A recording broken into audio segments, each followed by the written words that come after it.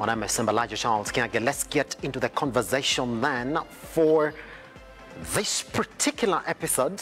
Now, what we do know is that the incoming president, that is President-elect Dr. William Ruto, is walking into an economy that's headlined by high inflation numbers, debt, and sanctions from the institutions that have been funding Uhuru Kenyatta's government. So the question is going to be then, what is the state of the economy that the new president-elect is walking in? And helping us with this conversation, we are joined by Abraham Odhogo, who is the CEO, Miradi Capital, and a seasoned economic analyst. Abraham, how are you doing, sir? I'm good. How are you? Thank you very much. Yeah. Karibu sana. Asante. Let's begin like this. When we're looking at what has been the bigger challenge for the president, the outgoing president, that is Uhuru Kenyatta, it has been debt. Do you think that debt again is going to be a challenge for the incoming president, Ruto? You see, debt is not a problem. What is the problem is normally debt management. So there has to be a distinction. Yes. Because there's nothing wrong with debt. What is normally the problem is how you manage that debt. Mm-hmm. So whether it's going to be a challenge for the president-elect, His Excellency Dr. William Samuel Ruto, is how he's going to manage the debt going forward. Yes. Because the reality of the matter is, we will still have to borrow. But the question is, of this stock of anywhere between 9 and 10 trillion, what are you going to do about it? That is the million-dollar question. Yes. Because if we can sort that and find a way of sustainably managing that, then we can find ways of putting on new debt. Because the truth of the matter is, until we're able to stabilize and balance our budget, mathematically speaking, if your revenue is lower than your expenditure, then the deficit must come from somewhere. And most of the time, that money has to be borrowed. Yes. Either domestically or internationally. And most of the time, it's international. So for me, the distinction I want to make at this point in this conversation is that the elephant in the room is the management of debt, not the presence of debt. Yes. Yeah. But it works in when we are talking about 8.6 trillion currently. Yeah. We do expect by June next year we'll be at 9.5. Yes. But then by the end of next year, we do expect that we'll be at 10 trillion. I mean, are we painting a scenario where the outgoing government has borrowed so much, Abraham, to the point that somebody who's going to come in is looking at it and say, if I borrow, then I'm at a bigger risk? Is that what he's looking at? You see, it is what it is. Yes. We are where we are, and what is borrowed is already borrowed. Yes. That is something we cannot change. What we can change is how we work on the stock of debt that we have. Yes. But more importantly, what speaks to debt management mostly is how well you can repay that debt. Mm-hmm. And that is driven by your income. Now, corporately speaking, as a country, our debt is paid by what we generate from this country, mostly from our taxes. And the taxes are generated from economic activity. So the baseline is, if economic growth, if the economy is spurred to grow, and to grow to rates that were previously seen before of 5, 6 upwards, then the payment of debt, present and future stock, will not be as onerous as it is now. Yes. Because now, what we're looking at is at a KRA collection of about 2 trillion shillings, which is quite commendable. But out of that 2 trillion, 1.1 trillion or thereabout is for debt service. So that leaves you only 900 to do other things. So that's, and you have a 3 trillion budget. So that means already, you're already staring at borrowing an extra trillion to cap your budget. Now, what do we need to do about this stock? Because that is the elephant in the room. Now, this stock of debt has 4 components. It has treasury bills, it has treasury bonds, it has G2G and bilateral and multilateral debt, yes, and it has private debt. Those are the 4 components of this debt. Now, to the treasury bills, you may opt to lengthen their term and push them towards the bond territory and treasury bonds. But treasury bills and treasury bonds, by nature, is perpetual debt. there'll always be treasury bills outstanding till kingdom comes. Yes. Remember, Kenya is not mortal. So Kenya will be here when you and me have gone.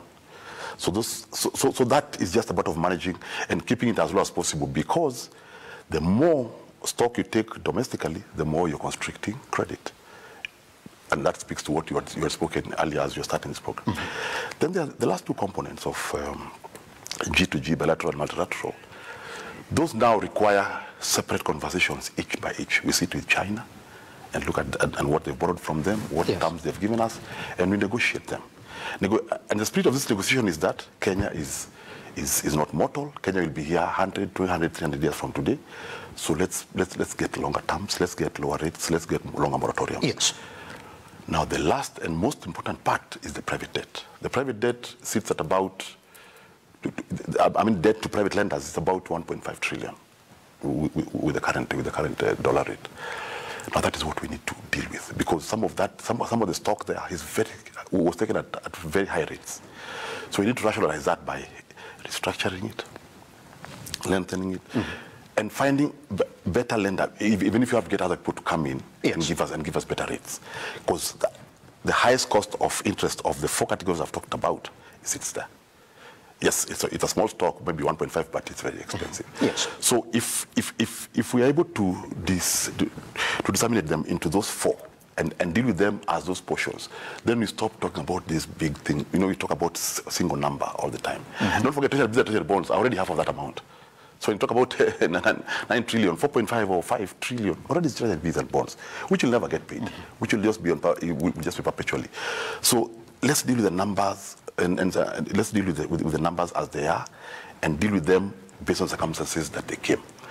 With the view that Kenya is a body corporate and a sovereign and will be here for a long time to come, and two, that we will get better, and we must live by optimism that we will get better, we will do things better, we'll grow our economy, and the ratio of debt to GDP will start lowering. Yes. Abraham, I just want us to move away from debt and go to another area and see exactly how Uhuru Kenyatta has run his government. So Ruto walks into a government that is now at the worst inflation rate in history. We have to go back to 2017 to meet the current number, for 8.5%. Yes. But on the back of that, Abraham, this is a man who's working in our office when he's saying, give me 100 days, I'm going to bring the cost of living down. Let's talk about the food basket, which we do know right now is at 13% inflation level. Is it promising something that it can achieve, going by the fact that some of this inflation we're talking about here, Abraham, is imported inflation, which might not be a local occurrence? It is true that a portion of our inflation is imported. Yes. But also still at 8.5, and not that I think it's a good thing, but we are not as high as other countries are at the moment. Yes. But that's just for the record. Yes. Now, if you look at, the drivers is mostly fuel, food, and the importation of fuel. Now, if you look at the pump price of fuel, over 50% of it is taxes. So government has power to lower the price of fuel by simply foregoing their income today so that people can see tomorrow. So that is within government purview. To the extent of the portion of taxes that is built into that price, that can be lowered. That's number one. Yes. We talk about the food. Now, food, by the time the food is in the supermarket or it's being sold by Mamamboga, it has gone through a whole process, especially the production, the growing area, the growing component, the seeds. How do we procure our seeds? How do we prepare our land? Yes. How do we fertilize our land? Are we using rainfed? Using irrigation? So all those components build into the cost. Yes. Then the harvest. What methods are we using for harvest? Transportation to warehouses. How do we store? How much of that food are we losing in storage? Then, if you are value adding, what process are we using? Are we transporting to market? Abraham, let me just cut you just a little bit and take you live to Uhuru Gardens complex so we can see the farewell ceremony for the outgoing president, that is Uhuru Kenyatta, as we continue with this conversation. Abraham, as we go live over the other side, I just want us to continue with this conversation as well. You are on just the areas that we need to do then if we're going to lower that food basket cost? Yes. Yeah, so now, when you look at that whole chain, there's inefficiencies in each of those points. We start by fixing those. That's number one. Number two, this country is more arid than it is fertile. Yes. And policies are there and exist that we need to start moving towards more of irrigation and less of rain-fed. And that's why you're seeing the policy of having so many dams around the country. Because the more we have of those, let me give an example, like maize. The areas that we grow maize now is rain-fed. But do you know that if you grow maize in the more arid areas and using agriculture, you can have 2 seasons instead of 1. So for the same area, you can double the production by simply using water that is using irrigation than waiting for the rain to come. So I'm saying some of these things of how do we lower the cost of food? Yes, they are medium to long term. They are not immediate. Yes. By just remove the inefficiencies. But short term, there's only one method and one method only: subsidy. Subsidy comes in, holds it down for the time being as you fix that. Work on the but back subsidy cannot be a mid to long term solution. But which takes me to the next part of that conversation, Abraham, because it's walking into that government as well when the organizations that have been essentially funding this government are all calling for the government to kick out any subsidy that is running in the country, because they're saying, well, you cannot manage it going by the level of debt that you're accruing and the revenues that you're collecting in the country, in the sense of, well, you got to kick it out and let the factors of the economy play out. How is it going to relate to institutions like World Bank, to institutions like IMF, who are already telling him, well, kick out these subsidies and these cushioning programs that you have in the country right now? And by the way, by October, they want the fuel subsidy out. IMF is already calling for the maize subsidy also to go out. You see, with due respect to those organizations, they have people who have that school of thought, but does not necessarily mean that that's the best thing to do. Yes. Because remember, a government, unlike a body corporate that's private, has more of a social mandate than a profit mandate. That kind of recipe is a recipe for chaos. Because today, if you allow fuel to go to its commercial price, if you allow Unga to go to the price, Unga will tend towards 300, fuel will tend towards 200. That is a recipe for disaster. You've seen the world, around the world. Yes. So I don't think that's going to happen. If I was talking to World Bank, I would tell them, allow us to do this in the short term as we fix, because we know where the problems are, as we fix the value chain for the agricultural production, the value chain for the fuel, and as we look at which taxes we want to give away. But in the meantime, we have to hold prices where they are. The same way with the dollar. Central bank has to keep a watch on it, so that even if they have to put in dollars into the market, to keep it within a reasonable range, so that the exporter and the importer are both fairly happy with the rate at which it is. Same thing. There's a psychological price of Unga that beyond which people will say, I can't take it. So for me, in the short term, subsidies are something we cannot do away with, because of the condition in which we are in. What am I saying? If you take a patient to hospital today, before you even start doing lab tests and everything, if they are bleeding, you have to stop the bleeding. So we cannot tell the person, no, we will not stop your bleeding, we'll start doing your tests. You will not have a patient at the end of the day. So what we are saying is, let's do what we are doing. And remember, each economy in the world is unique. How Kenya works is very unique from how Uganda works. So one brush cannot paint us all. So even as World Bank and IMF are prescribing medicine, they have to listen to our local economists, and especially the very smart people who are at National Treasury. There are a lot of smart people there who know exactly what needs to get done. We just need to start listening to them. So here's the thing that somebody would ask you, Abraham. Does it make it easier for him to come in and say, well, you see, that was what was in the previous administration. For me, if we're going to continue this relationship, then you have to come in and listen to whatever it is that I'm telling you. That my subsidies have to continue. The cushioning program that I have for maize, which by the way expired because we don't know the price of maize right now in the country, has to continue, so that we start from a drawing board. Or are these institutions going to look at Ruto and say, look here, you've been part and parcel of this government, and you know exactly what it is that we're doing, so it's got to continue in that sense? No, I think, okay, I don't speak for him. Yes. But for sure, Yes. he will take a stand. Because that is a route you do not want to take. Yes. And I take you back. Yes. You remember, during our second president, there's a time he told IMF, enough is enough. During the structural adjustment programs. And time proved Boy right, that those programs are not the right thing. Yes. Yes. But let's go back a bit again to what the institutions are calling for. Number one, we've seen there are no salary increments right now. At that time, we were talking about inflation soaring in the country and no more hiring in the public sector. That's exactly what our IMF is calling for. And in fact, Abraham, we do know that there's another tranche of the money that we signed for under Uhuru Kenyatta's government that hasn't come from them. There was a time we were trying to negotiate our loans with China. China literally said, we're not going to give you any more money if you don't pay that money that is due. On the face of it, Abraham, it looks as if that he has also to give them way, because he's saying, I'm going to fix this economy, yes, but then these institutions, it looks as if they've been winning despite any other argument that we've seen from Uhuru Kenyatta. You see, whenever you want to treat inflation, yes, you must try and figure out where it's coming from. And sometimes monetary policy on its own, like yes, what governments around the world are doing, where you just hike your interest rates and try and mop up liquidity in the market and hope that the inflation will go down because there'll be more money, less money chasing the goods. But that kind of a policy cannot address supply issues.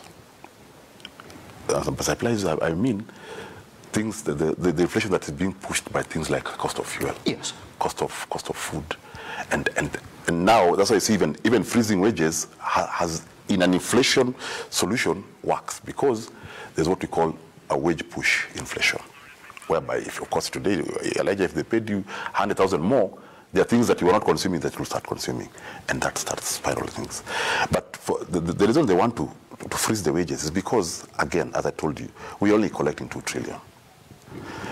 We cannot continue ballooning our wage bill beyond what it is. And if you look at in details what SRC is trying to do, SRC knows that if somebody has a salary of 100,000, you cannot reduce it. So you either have to wait for them to retire, yes, or to die. That is the only way, or they leave on their own volition.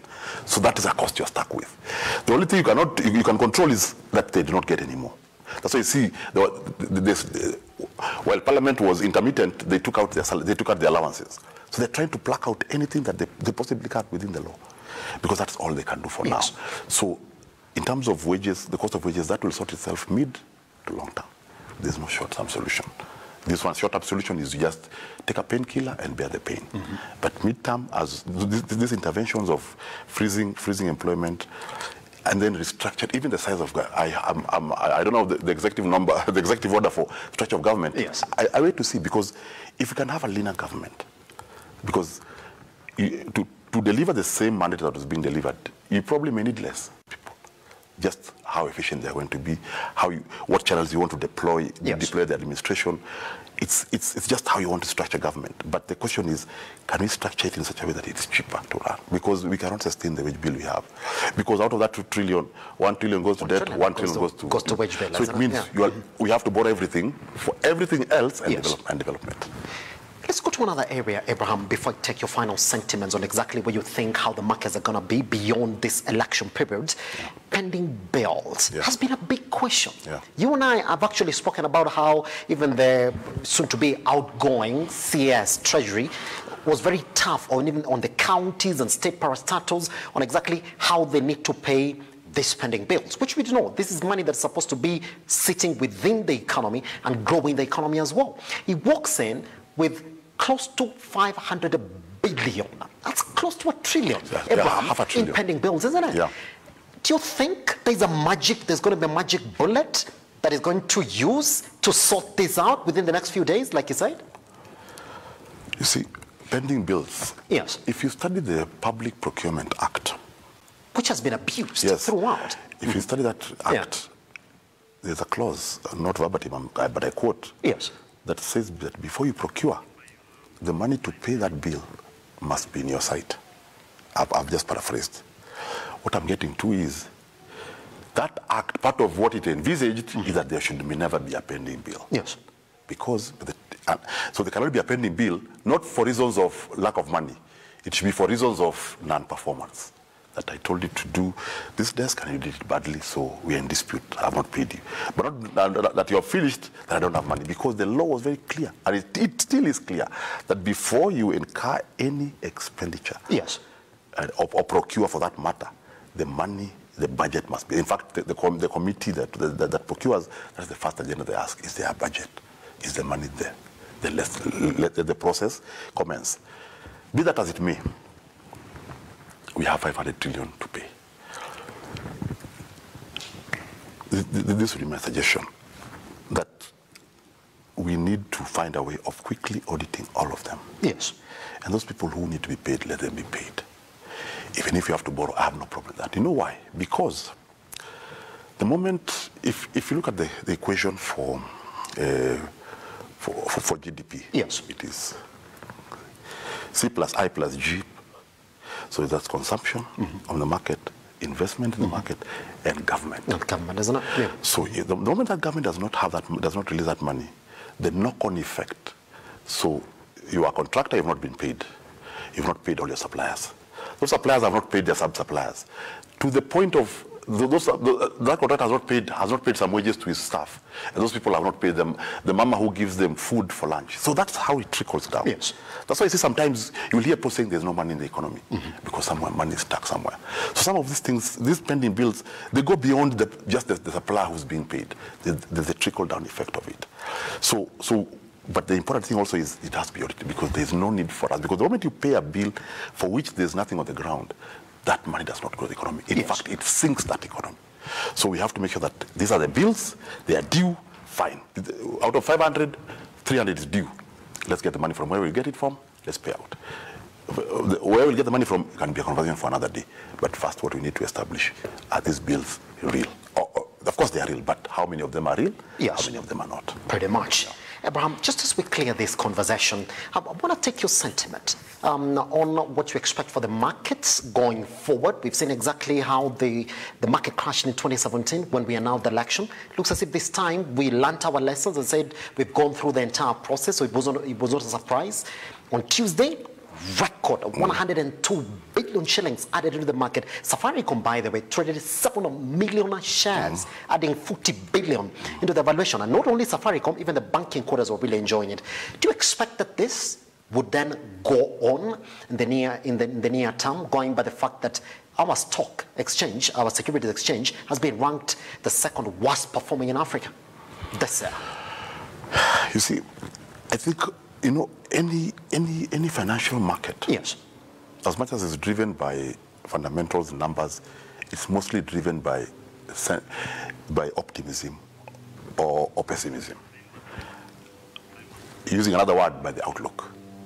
So people have taken a position that this economy is doing well, and people have put their money where their mouth is. 102 billion in one day is not little money. That's just slightly short of $1 billion. Yes.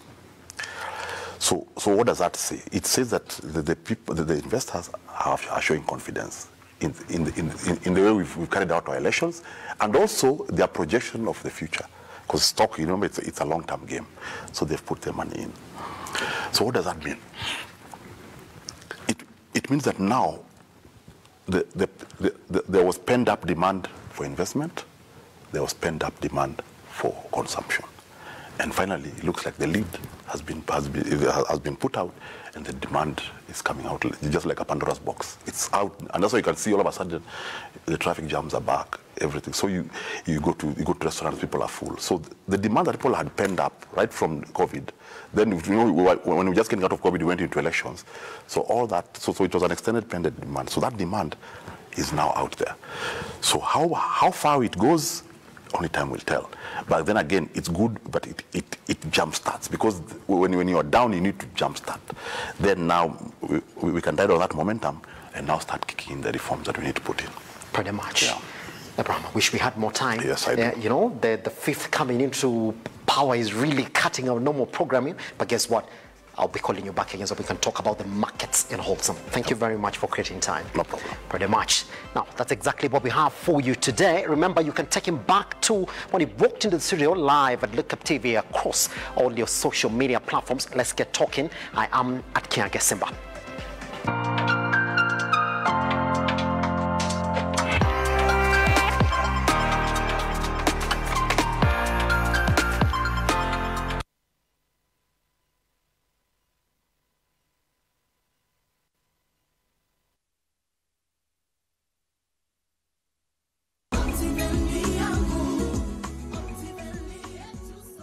Hi there.